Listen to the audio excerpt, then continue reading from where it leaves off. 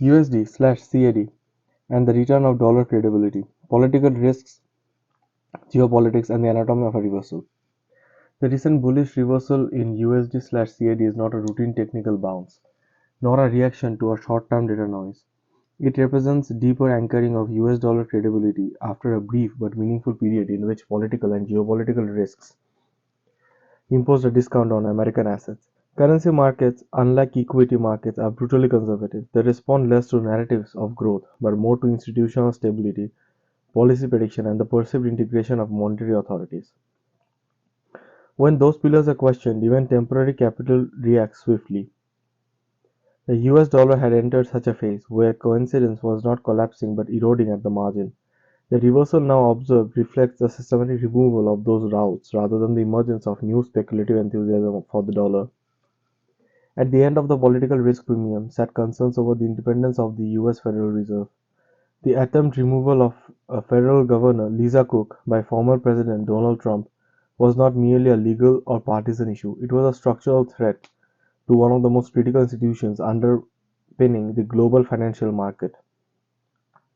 The Federal Reserve's authority doesn't derive solely from its mandate, but from the market's belief that the decisions are insulated from political retaliation. A successful removal of a sitting governor would have shattered a long-term standing norm, creating a precedent that a future administrators could exploit to coerce monetary planning. Currency markets responded rationally, but embedding a Fed independent discount into the dollar, not because of policy had changed, but because the risk distribution around future policy outcomes had widened. The Supreme Court's early signaling that Cook is likely to retain her position materially altered that risk calculus. Markets are forward-looking systems that price probabilities, not certainties. The reduction in the probability of a forced dismissal immediately narrowed the distribution of possible future policy paths. Importantly, this doesn't mean that markets suddenly become optimistic. Rather, they reverberate the baseline assumptions that the Federal Reserve would continue to operate under data-dependent and institutionally consistent norms. The survival of Cook's tenure also implicitly constrained the scope of any rapid ideological reshaping of the board of directors, even in these scenarios involving leadership turnover elsewhere. In macro-finance terms, this restored institutional continuity, which is a prerequisite for currency strength. The political stabilization was reinforced by developments on the geopolitical front, particularly surrounding Greenland and transatlantic relations.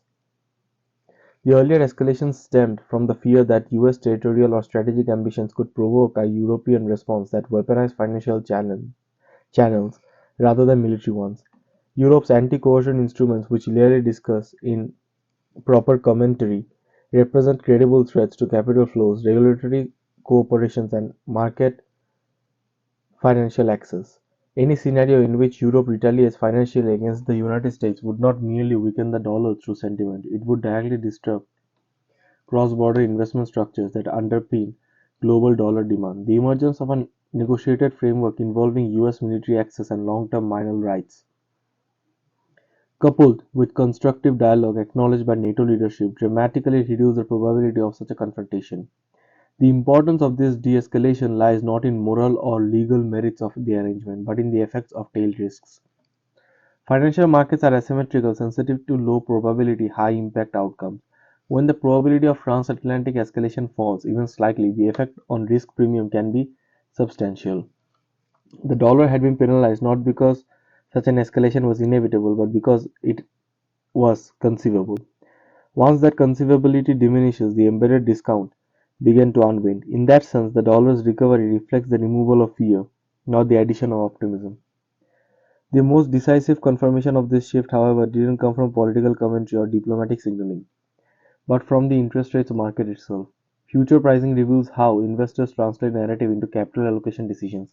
If markets genuinely believe that political interference could undermine Fed's resolve, they would price more aggressively and front-loaded rate cuts such as a defensive response to a forced accommodation. Instead, the opposite occurred. The expected magnitude of Fed Reserve easing in 2026 compressed to roughly 45 basis points, down from early double that amount only months earlier. This repricing is a powerful signal that markets now expect policy continuity rather than capitulation. It indicates confidence that moderate decisions will remain anchored to inflation dynamics, labor market conditions, growth data rather than electoral pressure. The rate repricing has direct implications for USD/CAD because this pair is structurally sensitive to short-term interest rate differentials between United States and Canada. Over the past quarter, the correlation between USD and CAD and the 2-year US-Canada yield spread has been exceptionally high, underscoring that this is not a speculative relationship but a mechanist one. When US rate cuts are priced out relative to Canadian cuts, capital naturally relocates towards dollar-denominated assets, lifting USD and CAD. The recent reversal near the 1.3800 level therefore reflects not merely technical support but a fundamental realignment of rate expectations. Technically, the former of a hammer candle following a sharp intraday rejection below 1.3800 carries particular significance in institutional trading frameworks. Such candles indicate aggressive absorption of selling pressure by larger participants, often at levels aligned with long-term moving averages such as 200-day. The neutrality of momentum indicates that RSI and MACD further reinforces that this move is not the product of overbought or oversold conditions, but of positioning shifts. When indicators are neutral and price reverses sharply, it is typically because one side of the market has exhausted itself against informed opposition. In aggregate, USD/CAD bullish signal should be understood as the early phase of credibility reversion. The US dollar doesn't require euphoria to strengthen, it requires only that doubts about institutional integrity, geopolitical stability, and policy coherence recede. That is precisely what has occurred. The feared sell America scenario failed to materialize, not because risks vanished, but because they didn't cross the threshold required to justify systematic capital flight. In currency markets, survival of credibility is often sufficient to trigger recovery.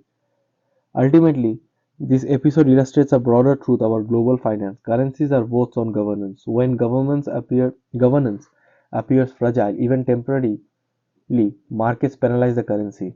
When governance proves resilience under stress, markets reverse that judgment swiftly and decisively. USD/CAD's reversal is therefore less about Canada, less about short-term data, more about the reformation of US institutional durability. In that sense, the move is not speculative, it is structural, conditional, and rational.